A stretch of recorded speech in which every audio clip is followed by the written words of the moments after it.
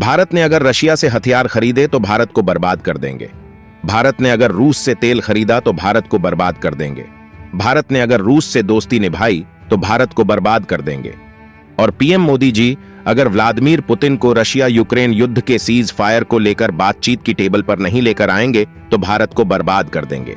बस यही गलती करके अब नाटो बुरा फंस गया है, क्योंकि इस बार भारत ने नाटो पर ऐसा हमला किया है जिसकी कल्पना नाटो भी नहीं कर पा रहा है कि जहां पर चीन और ब्राजील जैसे देश भी चुप थे, वहां पर भारत ने नाटो की धज्जियां उड़ा के रख दी हैं। जिसके बाद भारत ने रशिया को हजारों ओनियल टैंकर्स भेजने के लिए एक बड़ा ऑर्डर भी दे दिया है। यानी कि अब भारत नाटो देशों के उस साम्राज्यों को भी खत्म करने वाला है जिसने पिछले कई दशकों से पूरी दुनिया पर राज कर रखा था।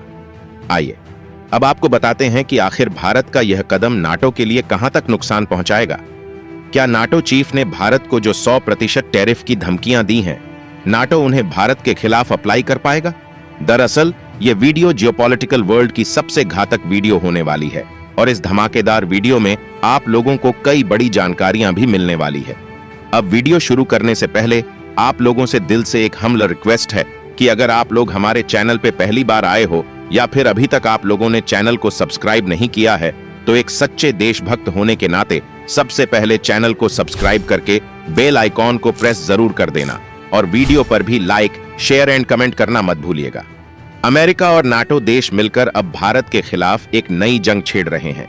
वैसे तो अमेरिका भी नाटो का ही मेंबर है, लेकिन डोनाल्ड ट्रंप ने भारत के खिलाफ भी एक नई टैरिफ वॉर की शुरुआत कर दी है। और भारत को यह धमकियां उस समय मिली है जब रिसेंटली अमेरिका ने एक बड़ा ऐलान किया कि जिस तरीके से व्लादिमीर पुतिन यूक्रेन युद्ध को लेकर यूक्रेन के खिलाफ अपना अग्रेशन अपना रहे हैं, तो अब रशिया को अमेरिका के सेकेंडरी सेंस झेलने पड़ेंगे और इन सैंक्शंस को जल्द ही रूस के खिलाफ इस्तेमाल किया जाएगा और यह सेंस रशिया की इकोनॉमी को पूरी तरीके से डिस्ट्रॉय कर देंगे। और अमेरिका के ये टैरिफ केवल रशिया ही नहीं बल्कि ब्रिक्स देशों को भी टारगेट करेंगे। आपको बताएंगे कि ब्रिक्स देशों पर इन टैरिफ का क्या इंपैक्ट पड़ेगा, लेकिन उससे पहले आप लोग ये आर्टिकल देखो। दरअसल आर्टिकल में शाफी NATO chief warns India, Brazil, China व रशिया ट्रेड टाइज। दरअसल आपकी जानकारी के लिए बता दें कि रशिया जिस तरीके से अब यूक्रेन के खिलाफ अग्रेशन मोड पर है, तो अब उसी को देखते हुए अमेरिकी राष्ट्रपति डोनाल्ड ट्रंप का जो शांति दूत बनने का सपना था वह भी टूट गया है। और अब एक बार फिर से जो अमेरिकी राष्ट्रपति डोनाल्ड ट्रंप यूक्रेन के खिलाफ जाकर रूस का समर्थन कर रहे थे, वो भी अब यूक्रेन के साथ खड़े हो गए हैं। और अब खबरें निकल के आ रही है कि डोनाल्ड ट्रंप ने पहली बार यूक्रेन को अपने पैट्रियट एयर डिफेंस सिस्टम की सप्लाई के लिए ऑर्डर दिया है। क्योंकि आप लोग खुद राइटर्स का यह आर्टिकल देखिए जिसमें साफ है कि Patriots to move to Kyiv as quickly as possible says NATO top commander. क्योंकि जिस तरीके से रशिया यूक्रेन पर अटैक कर रहा है, तो एशिया में यूक्रेन के लिए बड़े पैमाने पर एयर डिफेंस सिस्टम की जरूरत है। और यूक्रेन के पास जो एयर डिफेंस सिस्टम थे, उनकी मिसाइल भी पूरी तरीके से खत्म हो चुकी है। और यही वजह थी कि डोनाल्ड ट्रंप ने ईरान और इजराइल के बीच में सीज फायर करवाया, ताकि अमेरिका इजराइल से अपना फोकस हटाकर अब यूक्रेन पर लाकर खड़ा कर दे। और हुआ भी बिल्कुल वैसा ही। अमेरिका अब खुलकर एक बार फिर से यूक्रेन के साथ खड़ा हो गया है। जो डोनाल्ड ट्रंप कुछ समय पहले यह बोलते थे कि रशिया और यूक्रेन के बीच में जो यूक्रेन को रूस के खिलाफ खड़ा किया है, वो जो बाइडेन ने खड़ा किया है। और इस युद्ध को भी जो बाइडेन ने ही शुरू किया था। और ट्रंप ने बिल्कुल साफ कर दिया है कि उन्हें इस युद्ध से कोई लेना देना नहीं है। लेकिन अब अचानक से डोनाल्ड ट्रंप एक बार फिर से यूक्रेन के साथ खड़े हो गए और उन्होंने साफ कर दिया कि वह खुलकर यूक्रेन के साथ खड़े हैं। और साथ ही साथ यूक्रेन को अब नए एयर डिफेंस सिस्टमों की एक नई खेप भी पहुंचा दी है।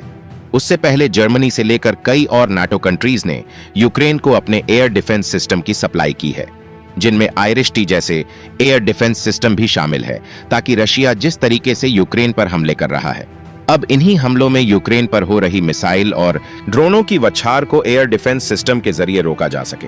अगर रशिया और यूक्रेन के बीच में यह युद्ध और लंबा खींचा, तो यूक्रेन रशिया के इन हैवीएस्ट अटैक्स को झेल नहीं पाएगा, जिसके बाद बचा कुचा यूक्रेन भी खंडरों में तब्दील हो जाएगा। बस इसीलिए डोनाल्ड ट्रंप और नाटो देश मिलकर अब ब्रिक्स देशों पर हमले बोल रहे हैं, क्योंकि रशिया की मैक्सिमम इकोनॉमी भारत और चाइना जैसे देशों पर ही टिकी है। ये दोनों वो देश हैं जो रशिया से बड़े पैमाने पर व्यापार करते हैं। इसलिए अब अमेरिका और नाटो देश खुलकर भारत, चाइना और ब्राजील जैसे देशों को टारगेट कर रहे हैं। और यही वजह थी कि नाटो चीफ ने इस बार खुलकर भारत, ब्राजील और चाइना को यह धमकियां दी कि इन सभी देशों ने अगर रशिया के साथ व्यापार करना जारी रखा, तो नाटो रशिया से व्यापार करने वाले सभी देशों पर प्रतिबंध लगा देगा। नाटो के जो चीफ है मार्क रूट, उन्होंने यह बिल्कुल साफ कर दिया कि रशिया, चाइना और ब्राजील ये तीनों ही देश रशिया के साथ ओनियल व्यापार कर रहे हैं, यानी कि रशिया के सस्ते क्रूड ओनियल को खरीद रहे हैं, जिससे रशिया की इकोनॉमी ग्रो कर रही है और साथ ही साथ रशिया के साथ डिफेंस डीलों के साथ साथ और भी व्यापार कर रहे हैं। अब इसी पैसे से रशिया अपने हथियारों की मैन्युफैक्चरिंग को बढ़ा रहा है और इन्हीं हथियारों से रशिया यूक्रेन पर अटैक कर रहा है। इसलिए तीनों ही देश या तो पुतिन के पास कॉल करके पुतिन को बातचीत की टेबल पर लेके आए और पुतिन से यह रिक्वेस्ट करें कि पुतिन इस युद्ध को जल्द से जल्द रोक दें, या फिर रशिया के साथ अपने व्यापार को बिल्कुल खत्म कर दें। यानी कि नाटो के जनरल सेक्रेटरी ने खुलकर भारत, चाइना और ब्राजील पर प्रेशर बनाने की कोशिश की है। लेकिन जहां पर ब्राजील और चाइना बिल्कुल चुप बैठे थे, वहीं पर भारत ने नाटो के खिलाफ ही एक बड़ा एक्शन ले लिया और इस बार भारत ने नाटो को यह खुलकर बता दिया कि भारत का जो मन होगा वह वही करेगा, क्योंकि एनर्जी हमारी पहली चॉइस है और एनर्जी को हम जहां से चाहे वहां से खरीद सकते हैं, जिस भी देश से चाहे उस देश से खरीद सकते हैं। जहां से हमें फायदा होगा वहीं से खरीदेंगे, क्योंकि इस बार भारत ने नाटो को वह जवाब दिया है जिसका रिप्लाई करने पर नाटो 10 बार सोचेगा कि भारत पर प्रतिबंध लगाए भी जाए या फिर नहीं। आपको बताएंगे कि भारत ने नाटो को उसी की भाषा में यह जवाब इतना कॉन्फिडेंट के साथ कैसे दे दिया। लेकिन उससे पहले आप लोग ये आर्टिकल देखो जिसमें साफ है कि energy first India rejects NATO chief sanctions threat over Russia oil trade, यानी कि भारत ने नाटो को हिट बैक करते हुए यह बिल्कुल साफ कर दिया कि हम रशिया के साथ तेल खरीदना कभी भी बंद नहीं करेंगे, क्योंकि रशिया हमारा दोस्ती ही नहीं बल्कि जिगर का टुकड़ा है और रशिया से सस्ता तेल खरीदना तो हमें कोई नहीं रोक सकता। अब चाहे नाटो देश इस पर हम पर 100% का टैरिफ लगाएं या फिर 1000% का, 1% हो सकता है कि हम रशिया के साथ हथियारों की डील को पोस्टपोन कर दें। जब तक रशिया और यूक्रेन का युद्ध नहीं रुकता है तब तक हम रशिया के साथ कोई डील ना करें। लेकिन यह कभी देखने को नहीं मिलेगा कि भारत ने रशिया का साथ छोड़ दिया, क्योंकि दोस्त बेशक गलत ही सही, लेकिन अपने मित्र का साथ देना एक मित्र का फर्ज बनता है। क्योंकि हम अच्छे से जानते हैं कि जिस तरीके से नाटो कंट्रीज भारत के खिलाफ दोहरे मापदंड को अपना रही हैं, उसे भारत कभी भी बर्दाश्त नहीं करेगा, क्योंकि पश्चिमी देश भी भारत के एक बड़े दुश्मन के रूप में ही इस समय काम कर रहे हैं। और यह चीजें भारत ने पाकिस्तान के खिलाफ युद्ध के दौरान भी देखी थी कि अमेरिका से लेकर पश्चिमी देशों ने जमकर भिखारी पाकिस्तान का ही समर्थन किया था, जबकि पहलगाम जैसा अटैक भारत पर हुआ था।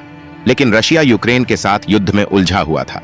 उसके बावजूद रशिया ने पहलगाम हमले की जमकर निंदा की थी, क्योंकि यह बात पूरी दुनिया जानती है कि इस समय अगर भारत के कोई मित्र देश हैं तो वह सिर्फ रशिया और इजराइल ही हैं, क्योंकि फ्रांस भी पश्चिमी देश होने के नाते भारत के साथ केवल मतलब की दोस्ती रखता है।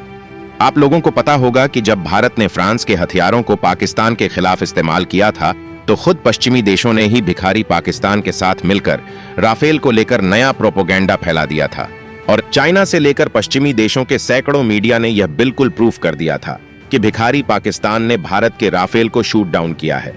इसलिए भारत के जो विदेश मंत्रालय के प्रवक्ता हैं रणधीर जायसवाल, उन्होंने नाटो के इसी बड़े बयान के बाद यह बिल्कुल साफ कर दिया कि भारत की घरेलू जरूरतें वर्तमान बाजार परिदृश्य और भू राजनीतिक स्थितियों पर निर्भर करती हैं। भारत पश्चिमी देशों के इस डबल स्टैंडर्ड को कभी भी माफ नहीं करेगा। आगे भी उन्होंने यह बिल्कुल साफ कर दिया है कि हमने इस विषय पर रिपोर्ट देखी है और हम इस पूरे घटनाक्रम पर बारीकी से नजर रख रहे हैं। मैं एक बार फिर से कहना चाहता हूं कि हमारे लोगों की ऊर्जा जरूरतों को पूरा करना हमारी सर्वोच्च प्राथमिकता है। इस प्रयास में हम बाजार में उपलब्ध संसाधनों और मौजूदा वैश्विक परिस्थितियों से निर्देशित होते हैं। इसलिए हम पश्चिमी देशों के इस डबल स्टैंडर्ड को बिल्कुल भी एक्सेप्ट नहीं करेंगे। आपको बता दें कि भारत के विदेश मंत्रालय ने यह ऐलान ऐसे समय पर किया है। भारत के जो पेट्रोलियम और नेचुरल गैस मिनिस्टर हैं हरदीप सिंह पुरी, उन्होंने नाटो चीफ यानी कि रूट की वार्निंग पर कोई भी प्रतिक्रिया नहीं दी थी। इसीलिए भारत के विदेश मंत्रालय ने यह बड़ा एक्शन लिया है। और नाटो की इस धमकी से पहले अमेरिकी राष्ट्रपति डोनाल्ड ट्रंप ने भी रूस से तेल खरीदने वाले देशों को एक बड़ी वार्निंग देते हुए कहा था कि यदि मॉस्को 50 दिनों के अंदर यूक्रेन के साथ शांति समझौते पर पहुंचने में विफल रहता है तो इन सभी देशों को 100% का सेकेंडरी टैरिफ झेलना पड़ेगा। और